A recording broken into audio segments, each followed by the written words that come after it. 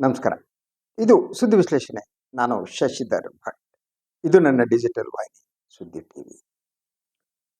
ನಾಡಿದ್ದು ಶುಕ್ರವಾರ ಮುಖ್ಯಮಂತ್ರಿ ಸಿದ್ದರಾಮಯ್ಯ ದಾಖಲೆ ಬರೆಯಲಿದ್ದಾರೆ.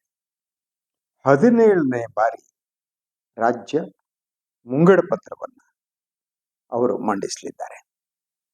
ಅವರ ಮುಂದೆ ಎರಡು ರೀತಿಯ ಸವಾಲುಗಳಿವೆ. ಒಂದು ಆರ್ಥಿಕ ಸವಾಲು, ಇನ್ನೊಂದು ರಾಜಕೀಯ ಸವಾಲು. ಆರ್ಥಿಕ ಸವಾಲು ಅಂತಂದ್ರೆ, ಒಂದು ರಾಜ್ಯದ ಒಟ್ಟಾರೆ ಸಾಲದ ಪ್ರಮಾಣವೇ 8 ಲಕ್ಷ ಕೋಟಿಯನ್ನ ದಾಟಿದೆ. ಇದು ಒಂದು ಸವಾಲು ಅವ್ರ ಮುಂದಿರೋದು. ಇನ್ನೊಂದು ವಿತ್ತೀಯ ಕೊರತೆ ಇದೆಯಲ್ಲ, ವಿತ್ತೀಯ ಕೊರತೆಯಲ್ಲಿ ಅದರ ನಿರ್ವಹಣೆ ಹೇಗೆ ಅಂತ. ಅವರು ಕಳೆದ ಬಜೆಟ್ನಲ್ಲಿ ಸುಮಾರು 90,000 ಕೋಟಿ ವಿತ್ತೀಯ ಕೊರತೆ ಆಗ್ಬಹುದು ಅಂತ ಹೇಳಿದ್ರು. ಈಗ ನೋಡಿದ್ರೆ ಬದಲಾದಂತ ಸನ್ನಿವೇಶದಲ್ಲಿ ವಿತ್ತೀಯ ಕೊರತೆಯ ಪ್ರಮಾಣ ಇನ್ನಷ್ಟು ಹೆಚ್ಚುವ ಸಾಧ್ಯತೆಗಳಿವೆ.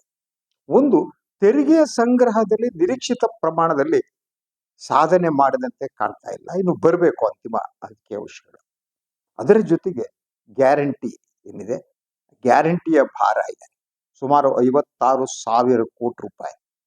ಇದನ್ನು ನಿರ್ವಹಿಸುವುದು ಹೇಗೆ? ಅದರ ಜೊತೆಗೆ ಕಾಂಗ್ರೆಸ್ ಶಾಸಕರ ಒಳಗಡೆನೆ ಒಂದು ರೀತಿ ಅಸಹನೆ ಪ್ರಾರಂಭ ಆಗಿದೆ ಗ್ಯಾರಂಟಿ ಬಗ್ಗೆ.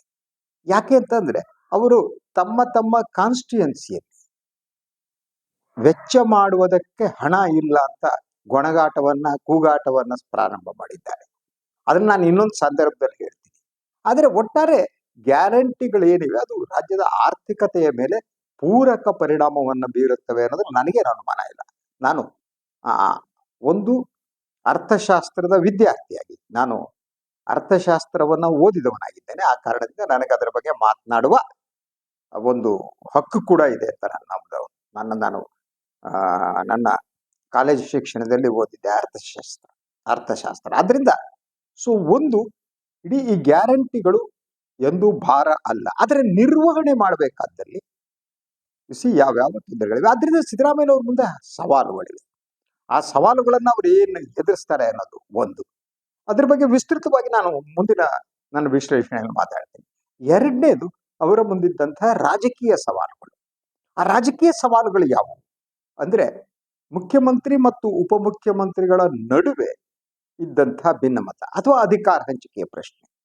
ಈ ವಿಚಾರ ಏನಿದೆ, ಕಾಂಗ್ರೆಸ್ ಸರ್ಕಾರದ ಇಮೇಜ್ ಅನ್ನ ನಾಶಪಡಿಸ್ತಾ ಹೋಗಿದೆ. ದಿನನಿತ್ಯ ಬೆಳಗ್ಗೆ ಎದ್ರೆ ವಾಹಿನಿಗಳಲ್ಲಿ, ಪತ್ರಿಕೆಗಳಲ್ಲಿ ಇದೇ ಸುದ್ದಿ. ಅವರಿಬ್ಬರ ನಡುವೆ, ಈ ಅಧಿಕಾರ ಹಂಚಿಕೆಯ ನಡುವೆ ಯಾವ ಭಿನ್ನಾಭಿಪ್ರಾಯ ಇದೆಯೋ ಇಲ್ಲೋ ಗೊತ್ತಿಲ್ಲ. ಮಾಧ್ಯಮದಲ್ಲಂತೂ ಸಂಪೂರ್ಣವಾಗಿ ಕಳೆದ ಸುಮಾರು 1 ವರ್ಷಗಳಿಂದ ಇದೇ ಚರ್ಚೆ ನಡೀತಾ. ಇದು ಸವಾಲು ಅಂತ ಹೇಳೋದಕ್ಕೆ ಕಾರಣಗಳಿವೆ. ಒಂದು ಹಂತದಲ್ಲಿ ಸಿದ್ದರಾಮಯ್ಯನವರ ಬೆಂಬಲಿಗರು ಮತ್ತು ಡಿ ಕೆ ಶಿವಕುಮಾರ್ ಅವರ ಬೆಂಬಲಿಗರು ಇಬ್ರು ಕೂಡ ರಸ್ತೆ ಜಗಳದ ರೀತಿಯಲ್ಲಿ ಪ್ರಾರಂಭ ಮಾಡಿದ್ರು. ಸಿದ್ದರಾಮಯ್ಯನವರ ಬೆಂಬಲಿಗರು ಒಂದು ರೀತಿ ಹೇಳಿಕೆ ನೀಡಿದರೆ, ಡಿ ಕೆ ಶಿವಕುಮಾರ್ ಅವರ ಬೆಂಬಲಿಗರು ಇನ್ನೊಂದು ರೀತಿ. ಆ ಹೇಳಿಕೆಯ ಸಮರ ಅದು ಯಾವ ರೀತಿ ಆಗಿತ್ತು ಅಂತಂದ್ರೆ, ಈ ಬೆಂಬಲಿಗರೇ ಕೆಲವು ದಿನಾಂಕಗಳನ್ನ ನಿಗದಿಪಡಿಸಿದ್ರು. ಎಸ್ಪೆಷಲಿ ಡಿ ಕೆ ಶಿವಕುಮಾರ್ ಅವರ ಬೆಂಬಲಿಗರು, ಇಂಥ ದಿನ ಅಧಿಕಾರ ಹಂಚಿಕೆ ಆಗುತ್ತೆ, ಹಿಂಗಾಗುತ್ತೆ, ನಮ್ಮ ಸಾಹೇಬರು ಇಂಥ ದಿನ ಮುಖ್ಯಮಂತ್ರಿ ಆಗ ಅಧಿಕಾರ ಸಿಕ್ಕತ್ತಾರೆ, ಅದಕ್ಕೂ ಮೊದಲು ಹಿಂಗ್ ಹೋಗ್ತಾರೆ, ಅವರ ದಿನಾಂಕವನ್ನ ಇಂಥ ಸ್ವಾಮೀಜಿ ಸಿದ್ಧಪಡಿಸಿದ್ದಾರೆ, ಈ ದಿನಾಂಕದ ಪಟ್ಟಾಭಿಷೇಕ ನಡೆಯುತ್ತೆ. ಈ ರೀತಿ ಹೇಳಿಕೆಗಳು ನೀಡ್ತಾ ಕಾಂಗ್ರೆಸ್ ಸರ್ಕಾರ ಮಾಡುತ್ತಿರುವ ಕೆಲಸಗಳು ಕೂಡ ಮರೆಯಾಗಿ ಹೊರಟು ಹೋಗ್ಬಿಟ್ಟು, ಜನ ಏನಪ್ಪ ಇವ್ರ ಹಣೆ ಬರ, ಇವ್ರಿಗೆ ದೇಶದ ರಾಜ್ಯದ ಸಮಸ್ಯೆ ಆದ್ರೆ ಕೇವಲ ಅಧಿಕಾರ ಹಂಚಿಕೆನಾ ಅಂತ ಪ್ರಶ್ನೆ ಸ್ಥಿತಿ ಆಯ್ತು. ಇದು ದಿನನಿತ್ಯ ನಡೆಯುತ್ತೆ. ಆದ್ರೆ ಲೇಟೆಸ್ಟ್ ಆಗಿ ಈ 2 ದಿನಗಳ ಹಿಂದಿನಿಂದ ಒಂದು ಬದಲಾವಣೆ ಆಗಿದೆ. ಅದು ಮುಖ್ಯಮಂತ್ರಿ ಸಿದ್ದರಾಮಯ್ಯನವರಲ್ಲಾದ ಬದಲಾವಣೆ ಹಾಗೂ ಡಿ ಕೆ ಶಿವಕುಮಾರ್ ಅವರಲ್ಲಾದ ಬದಲಾವಣೆ. ಇದು ಬಹಳ ಮಹತ್ವದ್ದು ಅಂತ ನನಗೆ ಅನ್ಸುತ್ತೆ. ಯಾಕೆಂದ್ರೆ ಇದು ಇವರಿಬ್ಬರ ನಡುವಿನ ಯುದ್ಧ ವಿರಾಮನ ಅಥವಾ ಯುದ್ಧದ ಸಮಾಪ್ತಿಯ, ಇವ್ರ ನಡುವೆ ಯಾವುದೋ ಒಂದು ಒಪ್ಪಂದಕ್ಕೆ ಬಂದಿದ್ರ, ಅಥವಾ ಬಜೆಟ್ ಸೆಷನ್ ಮುಗಿಯುವವರೆಗೆ ಇರ್ಲಿ ಅಂತ ಈ ರೀತಿ ಹೇಳಿಕೆ ನೀಡ್ತಿದ್ದಾರೆ. ಈ ಬಗ್ಗೆ ನಾನು ಇವತ್ತು ವಿಶ್ಲೇಷಣೆ ಮಾಡ್ತೀನಿ. ಆ ಹೇಳಿಕೆಗಳು ಹೇಳ್ತೀನಿ. ಒಂದು, ಮುಖ್ಯಮಂತ್ರಿಗಳು ಒಂದು ಟ್ವೀಟ್ ಮಾಡಿ, ಅದು ಯಾವಾಗ ಮಾಡಿದ್ದು ಅಂತಂದ್ರೆ, ಈಗ 4 ದಿನಗಳ ಹಿಂದೆ ಪತ್ರಿಕೆಗಳಲ್ಲಿ ಒಂದು ವರದಿ ಬಂತು. ಆ ವರದಿಯ ಪ್ರಕಾರ ಸಿ ಸ್ಟೇಟ್ ಇಂಟೆಲಿಜೆನ್ಸ್ ಅನ್ನ ತಮ್ಮ ಬಳಿ ಇಟ್ಟುಕೊಂಡಂತ ಮುಖ್ಯಮಂತ್ರಿಗಳು ಡಿ ಕೆ ಶಿವಕುಮಾರ್ ಮತ್ತು ಅವರ ಬೆಂಬಲಿಗರ ಮೇಲೆ ಗುಪ್ತಚರ ಇಲಾಖೆಯ ಮೂಲಕ ನಿಗಾ ಇಡುವಂತೆ ಮಾಡಿದ್ದಾರೆ, ಅವರಿಂದ ವರದಿ ತರಿಸ್ಕೊತಿದ್ದಾರೆ ಅನ್ನೋ ಸುದ್ದಿ. ಹಾಗೆ ನೋಡಿದ್ರೆ ಅಂತ ದೊಡ್ಡ ವಿಚಾರ ಅಲ್ಲ. ಎಲ್ಲ ಮುಖ್ಯಮಂತ್ರಿಗಳು ಕೂಡ ಒಂದು ತಮ್ಮ ಬಳಿಯನ್ನು ಇಂಟೆಲಿಜೆನ್ಸ್ ಇಟ್ಕೊಳ್ಳೋದು ಮತ್ತು ವರದಿಗಳನ್ನು ತರಿಸ್ಕೊಳ್ಳೋದು ರಾಜಕೀಯದ ಇದು ಸಾಮಾನ್ಯವಾದ್ದು. ಇದು ನಾನು ಕಳೆದ ಶತಮಾನದಿಂದ ನೋಡ್ತಾ ಬಂದಿದ್ದೀನಿ. 80ರ ದಶಕದಿಂದ ಇದೇ ಸಿಚುವೇಶನ್ ಇದೆ. ಮುಖ್ಯಮಂತ್ರಿಗಳು ತಮ್ಮ ರಾಜಕೀಯ ವಿರೋಧಿಗಳ ಚಲನವಲನ ಮಾಹಿತಿಯನ್ನು ತರಿಸ್ಕೊಂಡು ಅದಕ್ಕೊಂದು ಇಂಟೆಲಿಜೆನ್ಸ್ ವಿಭಾಗ ಅಂತ ಇರುತ್ತೆ. ಇಂಟೆಲಿಜೆನ್ಸ್ ಅಲ್ಲೇ ರಾಜ್ಯ ಇಂಟೆಲಿಜೆನ್ಸ್ ಒಂದು, ಸೆಂಟ್ರಲ್ ಇಂಟೆಲಿಜೆನ್ಸ್ ಒಂದು. ರಾಜ್ಯ ಇಂಟೆಲಿಜೆನ್ಸ್ ನಲ್ಲಿ ಇರುವ ಏನೋ ಅಧಿಕಾರಿಗಳಿದ್ದಾರೆ, ಅವರು ಇಡೀ ರಾಜಕೀಯ ಬೆಳವಣಿಗೆಯ ಬಗ್ಗೆ ವಿವರವನ್ನು ಸಂಗ್ರಹಿಸ್ತಾ ಹೋಗ್ತಾರೆ. ಪ್ರತಿದಿನ ಬೆಳಿಗ್ಗೆ 8:00 ಇಂಟೆಲಿಜೆನ್ಸ್ ಚೀಫ್ DIG ಅವರು ಬಂದು ಮುಖ್ಯಮಂತ್ರಿಗೆ ವಿವರ ಕೊಡ್ತಾರೆ, ರಾಜ್ಯದಲ್ಲಿ ಹೀಗಾಯ್ತು ಅಂತ. ಇದು ಸಂಪ್ರದಾಯ. ಈಗ ಸಿದ್ದರಾಮಯ್ಯ ಬಂದ್ಮೇಲೆ 8:15 ಆಗ್ತಾ ಇಲ್ಲ, ಕೆಲವೊಮ್ಮೆ ಲೇಟ್ ಆಗ್ತಿದೆ, ಕೆಲವೊಮ್ಮೆ ಮೀಟ್ ಮಾಡ್ತಾ ಇಲ್ಲ. ಸೊ ಜನರಲಿ ಅದು ನಡೆದುಕೊಂಡು ಬಂದದ್ದು. ಆ ವರದಿಯನ್ನು ಸಂಗ್ರಹಿಸ್ತಾರೆ. ಯಾವ್ಯಾವ ಶಾಸಕರು ತಮ್ಮ ವಿರುದ್ಧ ಪಿತೂರಿ ನಡೆಸ್ತಿದ್ದಾರೆ, ಎಲ್ಲಿ ಹೋಗ್ತಿದ್ದಾರೆ, ಸೊ ಅವ್ರಿಗೆ ಏನ್ ಮಾಡೋದು, ಇಂಥದ್ದೆಲ್ಲ ನಡೀತಾ ಇರ್ತದೆ. ಏನಿದೆ, ಈ ವರದಿ ಬಂದ ತಕ್ಷಣ ಸಿದ್ದರಾಮಯ್ಯವರು ಒಂದು ಸ್ಪಷ್ಟನೆ ಕೊಟ್ಟರು. ನನಗೆ ಅದು ಕುತೂಹಲ ಅನ್ಸಿತ್ತು. ಅವ್ರು ಹೇಳಿದ್ದು ಒಂದು, ತಮ್ಮ ಮತ್ತು ಡಿ ಕೆ ಶಿವಕುಮಾರ್ ಅವರ ನಡುವಿನ ಸಂಬಂಧವನ್ನ ಹಾಲು ಜೇನಿಗೆ ಹೋಲಿಸ್ತವರು. ನಮ್ಮ ಸಂಬಂಧ ಹಾಲು ಜೇನಿನಂತೆ ಇದೆ, ಆದರೆ ಈ ಸಂಬಂಧವನ್ನ ಕೆಡಿಸುವುದಕ್ಕೆ ಪ್ರತಿಪಕ್ಷಗಳು ಎಸ್ಪೆಷಲಿ ಬಿಜೆಪಿ ಮತ್ತು JDS ಯತ್ನ ಮಾಡ್ತಿವೆ. ಇದರಿಂದ ಅವರು ಯಶಸ್ವಿ ಆಗೋದಕ್ಕೆ ಸಾಧ್ಯನೇ ಇಲ್ಲ. ಯಾಕೆಂದ್ರೆ ಡಿ ಕೆ ಶಿವಕುಮಾರ್ ಅವರು ನಿಷ್ಠ ಕಾಂಗ್ರೆಸ್ಸಿಗರು ಅಂತ. ಈ ಹೇಳಿಕೆ ಕೆಲವೊಮ್ಮೆ ಆಶ್ಚರ್ಯವನ್ನು ಉಂಟು ಮಾಡುತ್ತೆ. ಇದ್ದಕ್ಕಿದ್ದಾಗೆ ಯಾಕೆ ಈ ರೀತಿ ಡಿ ಕೆ ಶಿವಕುಮಾರ್ ಬಗ್ಗೆ ಅಪ್ರಿಸಿಯೇಷನ್ ಮಾತುಗಳನ್ನು ಮುಖ್ಯಮಂತ್ರಿಗಳು ಹೇಳಿದರು, ಇದು ಪ್ರಶ್ನೆ. ಅಂದ್ರೆ ಅವ್ರ ನಡುವೆ ಏನಾದರೂ ಸಮಸ್ಯೆ ಬಗೆಹರಿಸುವ ಒಂದು ಮಹತ್ವದ ತೀರ್ಮಾನಕ್ಕೆ ಬರಲಾಯ್ತಾ ಗೊತ್ತಿಲ್ಲ. ಇದಾದ ಮರು ದಿವಸ ಡಿ ಕೆ ಶಿವಕುಮಾರ್ ಅವರು ಹೇಳಿದ ಹೇಳಿಕೆ ಇದು ಕುತೂಹಲಕರವಾದ್ದು.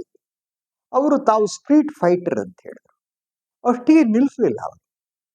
ಅವರು ಸ್ಟ್ರೀಟ್ ಫೈಟರ್ ಅಂತ ಹೇಳಿದ್ರ ಜೊತೆಗೆ ಅವ್ರು ಹೇಳಿದ್ರು, ನಾನು ಪಕ್ಷವನ್ನ ಬ್ಲ್ಯಾಕ್ ಮೇಲ್ ಮಾಡಲಾರೆ, ಸ್ವಾರ್ಥಕ್ಕಾಗಿ ಪಕ್ಷವನ್ನ ನಾಶಪಡಿಸಲ್ಲ ನಾನು, ಯಾಕಂದ್ರೆ ನಾನು ಕಟ್ಟಿದ ಪಕ್ಷ. ಅದರ ಜೊತೆಗೆ ಅವರು ಬಹಳ ಸ್ಪಷ್ಟಪಡಿಸಿದ್ದು, ನಾನು ಏನು ಅನ್ನೋದು ಮುಖ್ಯಮಂತ್ರಿಗಳಿಗೆ ಗೊತ್ತು, ಮುಖ್ಯಮಂತ್ರಿ ಏನು ಅಂತ ನನಗೆ ಗೊತ್ತು, ಪಕ್ಷದ ಹೈಕಮಾಂಡಿಗೆ ಗೊತ್ತು. ನಾನು ಯಾವತ್ತೂ ಕೂಡ ಮುಖ್ಯಮಂತ್ರಿಗಳ ಬಗ್ಗೆ ಮಾತನಾಡಿಲ್ಲ, ಅಧಿಕಾರ ಹಂಚಿಕೆ ಆಗತ್ತೆ ಅಂತ ಮಾತಾಡಿಲ್ಲ. ಹಾಗೇನೆ ದಟ್ ನಾನು ಮುಖ್ಯಮಂತ್ರಿ ಆಗ್ತೀನಿ ಅನ್ನೋದಕ್ಕೆ ಹೇಳೋದಾದ್ರೆ ಅಲ್ಲ, ಆ ಮುಖ್ಯಮಂತ್ರಿಯ ಸ್ಥಾನ ಖಾಲಿ ಇರ್ಬೇಕಲ್ವಾ, ಖಾಲಿನೇ ಇಲ್ಲ. ಈ ಎರಡು ಹೇಳಿಕೆಗಳನ್ನ ಇಟ್ಕೊಂಡು ನೋಡಿ. ಒಂದು ಹೇಳಿಕೆ ಮುಖ್ಯಮಂತ್ರಿಗಳು ನೀಡಿದ್ದು, ಇನ್ನೊಂದು ಡಿ ಕೆ ಶಿವಕುಮಾರ್ ಹೇಳಿದ್ದು. ತಕ್ಷಣ ಅನಿಸಿದ್ದೇನು ಗೊತ್ತಾ, ಒಂದು ಹೈಕಮಾಂಡ್ ಸೂಚನೆಯ ಮೂಲಕ ಇವ್ರು ಹೇಳಿದ್ರ, ಇನ್ನು ಮತ್ತೆ ಬೆಳಗಿನ ತಿಂಡಿ ಮತ್ತು ಕೋಳಿ ಸಾರನ್ನ ಟಿಫಿನ್ ಏನು ಇದೆಯಾ, ಈ ಸಂಬಂಧ ಮಾಡೋದು ಮುಂದುವರಿಯತ್ತ ಅನ್ನುವ ಪ್ರಶ್ನೆ ಮಾಡ್ತು. ಆದರೆ ಬಹುಮಟ್ಟಿಗೆ ಇದನ್ನ ಹೇಳೋದಕ್ಕೆ ಬೇರೆ ಕಾರಣಗಳಿರ್ಬೇಕು ಅಂತ. ಒಂದು, ಕೆಲವು ಮಾತುಗಳು ಕೇಳಿ ಬರ್ತಾ ಇದ್ವು ಬಜೆಟ್ ಅಧಿವೇಶನ ಸಂದರ್ಭದಲ್ಲಿ. ಸೊ ಕೆಲವರು ಡಿ ಕೆ ಶಿವಕುಮಾರ್ ಅವರ ಬೆಂಬಲಿಗರು ಮನಿ ಬಿಲ್ ಏನಿರುತ್ತೆ, ಮನಿ ಬಿಲ್ ಅನ್ನ ಪಾಸ್ ಆಗದಂತೆ ಅದ ಕೆಡಗುವುದಕ್ಕೆ ಯೋಚನೆ ಮಾಡ್ತಿದ್ದಾರೆ ಅನ್ನುವ ವರದಿಗಳಿತ್ತು. ಅದೇನಾದ್ರೂ ಆದ್ರೆ ಅದು ಬಹಳ ಮಹತ್ವದ ಬೆಳವಣಿಗೆ ಆಗ್ತದೆ. ಯಾವುದೇ ಮನಿ ಬಿಲ್ ಸದನದಲ್ಲಿ ಬಿದ್ದರೆ ಸೊ ಸರ್ಕಾರ ಬಿದ್ದೋಗುತ್ತೆ. ಸೊ ಅಂತ ಪ್ಲಾನ್ ನಡೀತಾ ಇತ್ತ. ಈ ಪ್ಲಾನ್ ನಡೀತಾ ಇರುವ ಕಾರಣಕ್ಕಾಗಿ ಪಕ್ಷದ ವರಿಷ್ಠರು ಅದರಲ್ಲಿ ಇಂಟರ್ಫಿಯರ್ ಮಾಡಿ ಇಬ್ಬರಿಗೂ ಎಚ್ಚರಿಕೆ ಕೊಟ್ಟಿರಬಹುದಾ? ಅದರಿಂದ ಇಬ್ಬರ ಧ್ವನಿ ಬದಲಾಗಿದೆಯಾ? ಈ ಪ್ರಶ್ನೆಗಳಿವೆ. ಅದರಂತೆ ಬಜೆಟ್ ಸೆಷನ್ ಮುಗಿಯುವವರೆಗೆ ಶಾಂತಿ ಇರಲಿ ಅನ್ನುವ ತೀರ್ಮಾನದೊಂದಿಗೆ ಇಬ್ಬರು ನಾಯಕರು ಈ ರೀತಿ ಹೇಳಿಕೆ ನೀಡಿರ್ಬೋದು. ಅದರಿಂದ ಕಾಯಂ ಅವರ ನಡುವಿನ ಭಿನ್ನಾಭಿಪ್ರಾಯ ಆಗಲಿ ಅಥವಾ ಅಧಿಕಾರ ಹಂಚಿಕೆ ವಿಚಾರ ಆಗಲಿ ಸಂಪೂರ್ಣವಾಗಿ ಅದು ಶಮನಗೊಂಡಿದೆ ಅಂತ ನಾನು ನಂಬಲ್ಲ. ಆ ಶಮನಗೊಳಿಸುವ ಕೆಲಸ ಮಾಡಬೇಕಾದಂತಹ ಕಾಂಗ್ರೆಸ್ ಹೈಕಮಾಂಡ್ ಆ ಕೆಲಸವನ್ನೇ ಮಾಡ್ತಾ ಇಲ್ಲ.